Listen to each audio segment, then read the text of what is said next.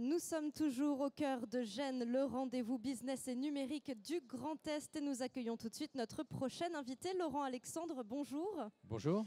Vous êtes chirurgien urologue, neurobiologiste, fondateur et développeur de Doctissimo.fr et une dizaine d'entreprises high-tech. Vous êtes désormais dirigeant de NBIC France. Vous vous intéressez énormément au transhumanisme, aux nouvelles technologies et à l'impact qu'elles pourraient avoir sur la vie des hommes.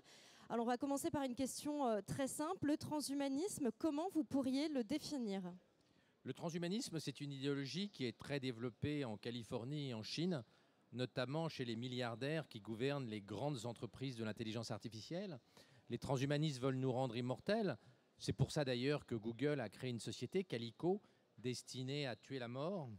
Ils veulent conquérir le cosmos, ils veulent augmenter nos capacités intellectuelles, mettre des microprocesseurs dans nos cerveaux, comme Elon Musk le souhaite avec sa nouvelle société Neuralink, fabriquer des bébés plus intelligents, plus forts, grâce à la génétique.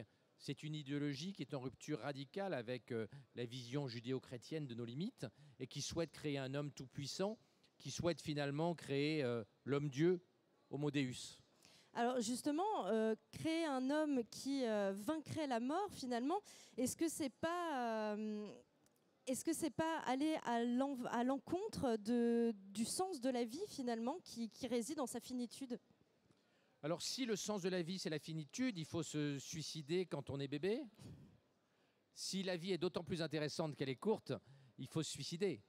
Alors je ne crois pas qu'une belle vie soit une ville courte. Et je ne crois pas qu'en 1750, quand l'espérance de vie à Metz était de 24 ans, on était plus heureux, plus digne qu'aujourd'hui avec une espérance de vie de 80 ans. Mais vivre plus longtemps, certes, mais réussir à vaincre la mort, est-ce que c'est pas un peu une idée folle ? Voler est une idée folle, l'ordinateur est une idée folle, la chimiothérapie contre le cancer est une idée folle, la chirurgie est une idée folle, toutes les inventions humaines sont des idées folles quand elles sont examinées par les conservateurs et par les religieux. Est-ce que vous pensez qu'avec le transhumanisme, on pourra corriger les patrimoines génétiques ? Vous disiez ce matin dans votre conférence qu'il y avait un facteur génétique de l'apprentissage et pas seulement environnemental. Est-ce que vous pensez qu'à l'avenir, on pourra, entre guillemets, corriger ça ? Alors c'est vrai que nos capacités intellectuelles sont très largement liées à nos chromosomes, hélas.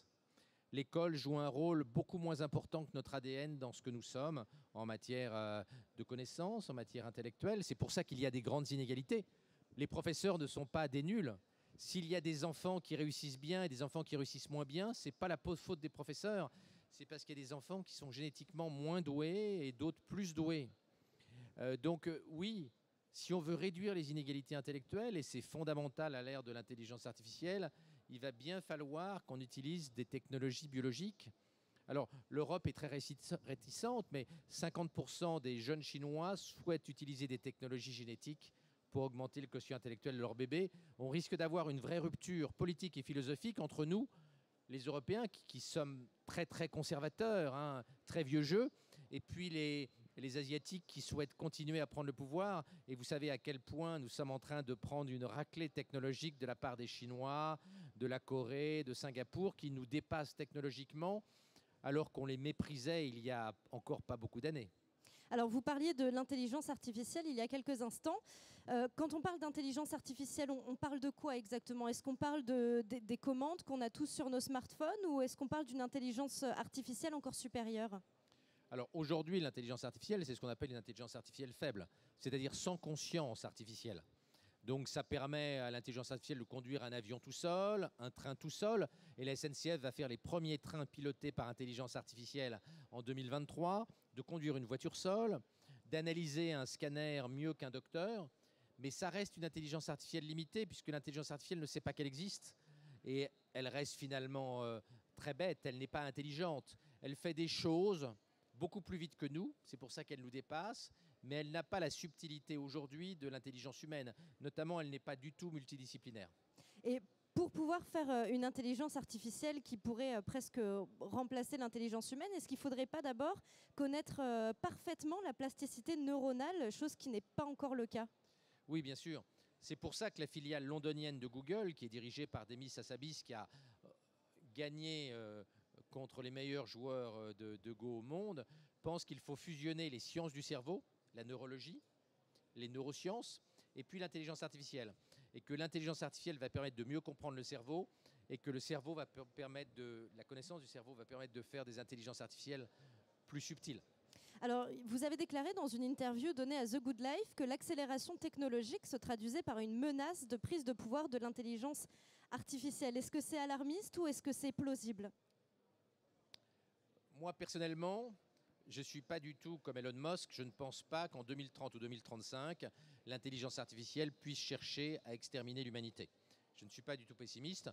Je pense que c'est inenvisageable avant 2060, 2070, 2080. Donc je suis optimiste puisque ce sont des choses qui vont arriver après ma mort. Donc, mais quelque chose qui pourrait finalement, à l'échelle humaine, arriver très vite? Il est aujourd'hui impossible de répondre à cette question.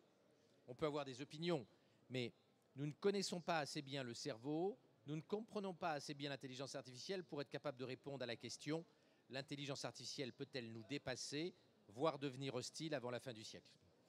Est-ce que vous pensez néanmoins que les intelligences artificielles vont bouleverser le monde du travail tel qu'on le connaît aujourd'hui avec la robotisation, l'automatisation? Oui. L'intelligence artificielle est très bête, au sens humain du terme, mais elle fait plein de choses mieux que nous. Donc elle va conduire mieux que les camionneurs, piloter les avions mieux que les pilotes et analyser les analyses médicales mieux que le meilleur médecin. Donc elle va bouleverser. Ça ne veut pas dire qu'elle va remplacer les médecins, mais elle va changer leur façon de travailler et elle va les forcer à se dépasser. Le jour où l'intelligence artificielle est bien meilleure que le meilleur radiologue du monde pour analyser un scanner, il va bien falloir que les radiologues trouvent une autre façon d'agir et bossent plus et mieux qu'aujourd'hui pour rattraper l'intelligence artificielle, sauf les masos qui vont être contents d'être dépassés par l'intelligence artificielle, mais je pense qu'ils seront minoritaires. Pensez-vous qu'au-delà des suppressions de postes que ça peut engendrer, il n'est pas dangereux de laisser une intelligence artificielle dénuée de quotient émotionnel, en tout cas pour l'instant, décider à la place de l'humain? Écoutez, il va y avoir un débat. L'intelligence artificielle va vous donner 95% de chances de guérir votre gamin leucémique. Le meilleur cancérologue sur Terre, 52%. Vous choisissez que votre gamin a une chance sur deux de mourir, mais qu'il soit soigné par un docteur avec un bon quotient émotionnel, ou vous préférez être presque sûr que votre gamin soit guéri par une intelligence artificielle? Moi, en tant que papa, je vais préférer l'intelligence artificielle, mais peut-être qu'il y a des parents que je vais juger mal aimants qui vont préférer un docteur en chair et en os, quitte à diminuer les chances de leur enfant. Est-ce que vous comprenez qu'à l'heure actuelle, il y a beaucoup de personnes qui craignent justement cette intelligence artificielle? En ce moment, les gens craignent tout. On leur explique que le réchauffement climatique va être catastrophique, on leur explique qu'on va tous griller, on leur explique que la pollution est terrible, on fait peur à la France entière. Vous savez que les Français sont le peuple le plus pessimiste au monde, ils sont plus pessimistes que les Afghans. Donc les sectes apocalyptiques, les écologistes extrémistes ont convaincu les Français qu'on va tous mourir et que le XXIe siècle est catastrophique. Donc ils ont peur de l'intelligence artificielle comme ils ont peur de tout le reste. D'ailleurs, ils ont peur de tout. Il faut que les Français retrouvent l'optimisme, deviennent aussi optimistes que les Afghans et cessent d'avoir peur de leur ombre. C'est pour ça que la semaine dernière, j'ai fait un papier dans le Figaro très sévère sur Nicolas Hulot. Il faut que les écologistes arrivent de paniquer les Français parce que si les Français sont convaincus qu'on va bientôt mourir, ils ne vont pas se battre contre les Chinois, ils ne vont pas développer la science, ils ne vont pas améliorer l'éducation. Ils vont s'asseoir sur le bord de la route, prendre leur gélule de Prozac et attendre la mort que leur annoncent les écologistes apocalyptiques. Donc soyons un peu plus optimistes, arrêtons de jouer les pessimistes extrémistes, battons-nous pour rendre le XXIe siècle vertigineux mais passionnant, régler les innombrables problèmes que l'intelligence artificielle va générer. Il y a beaucoup de boulot, il y a du boulot pour tout le monde et il faut mettre aux oubliettes les pessimistes qui veulent rendre fous les Français, rendre fous de tristesse et d'inquiétude. Alors vous parlez de l'écologie, d'optimisme. Vous pensez que grâce aux sciences et aux nouvelles technologies, on va réussir à inverser la tendance, comme vous le disiez, où on dit que la Terre est beaucoup trop polluée, le réchauffement climatique, tout ça va finir par... Les prophéties apocalyptiques, on en compte plusieurs milliers sur les deux derniers siècles. Des gens qui ont prédit qu'on allait tous mourir, il y en a eu plein. Paco Rabanne, il y a eu plein d'écologistes qui nous ont prédit qu'on allait tous mourir de cancer à cause du trou dans la couche d'ozone qu'on a réparé depuis. Donc des gens qui expliquent par conviction, par calcul qu'on va tous mourir, il y en a toujours eu. Il faut être raisonnable et il faut régler les problèmes écologiques qui existent, et il y en a de très sérieux. Mais ce n'est pas en convainquant tout le monde que les carottes sont cuites, ce qui est un discours en fait sectaire et religieux. Personnellement, je ne suis pas religieux, donc je crois plus en la science qu'en les discours apocalyptiques religieux. Et au niveau des sciences, justement, de l'humain, on parle beaucoup de l'homme augmenté, c'est donc le transhumanisme. Vous pensez que là, la tendance actuelle, on tend vers quoi? Vers des implants, vers des projections sur notre rétine? On va utiliser toutes les technologies qui nous augmentent, parce que l'homme s'est toujours augmenté. La prothèse de hanche, le pacemaker, la pilule, le vaccin, les lunettes sont une façon de nous augmenter. La voiture aussi, ça nous permet d'aller plus vite que le cheval. Donc on s'est toujours augmenté, on va continuer. Alors bien sûr, il y a des gens qui veulent sans doute qu'on se diminue, qu'on vive moins longtemps. Ce sont les gens dont je parlais tout à l'heure et qui préconisent qu'on se suicide le plus tôt possible. Moi, je suis optimiste. Je ne dis pas que la science va régler automatiquement tous les problèmes, mais en tout cas, la science va plus régler de problèmes que la nature. Je vous rappelle que le cancer est naturel, la sclérose en plaques est naturelle, la leucémie est naturelle, la cécité est naturelle. Nous passons notre temps à lutter contre la nature, et ce n'est pas parce que la myopathie est naturelle qu'il faut laisser les enfants myopathes mourir dans leur fauteuil roulant.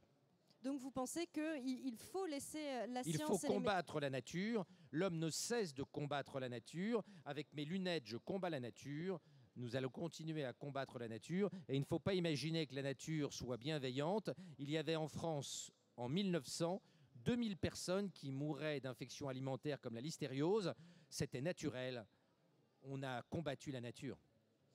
Est-ce que vous pensez qu'avec le transhumanisme, on ne va pas créer une espèce de scission au sein de la société? C'est ce qu'on voit souvent dans les fictions dystopiques, où seuls les riches ont accès à l'augmentation. Alors ça, c'est une grosse erreur. Les technologies d'augmentation ne vont rien coûter.